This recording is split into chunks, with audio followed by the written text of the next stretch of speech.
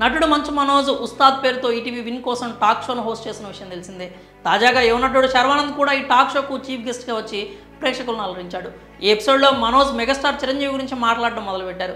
మనోజ్ మాట్లాడుతూ చిరంజీవి గారి గొప్పతనం గురించి గంటల తరబడి మాట్లాడుకుంటూనే ఉంటాం. ఇండస్ట్రీకి వచ్చినప్పటి నుంచి తనను నమ్ముకున్న వారందరికీ సపోర్ట్గా ఉంటున్నారు. తన ప్రజల కోసం ఆయన ఎల్లప్పుడూ అండగా ఉంటారంటూ మనోజ్ తెలిపారు. ఆయనకు హ్యాట్స్ ఆఫ్. చిరంజీవి గారి నుంచి చాలా విషయాలు నేర్చుకోవచ్చు. పవర్ఫుల్ మెగాస్టార్కి పెద్ద కరతాల ధ్వనులు చేద్దామన్నారు. దీనికి శర్వానంద్ స్పందిస్తూ చిరంజీవి గారి లాగానే రామ్ చరణ్ కూడా తన వాళ్ళ గురించి ఆలోచిస్తూ ఉంటాడు, పట్టించుకుంటాడు అని చెప్పాడు. అతను అవసరమైన వారికి అండగా ఉంటాడు. అతని వంటి వ్యక్తి నా స్నేహితుడని నేను గర్వంగా చెప్పగలను.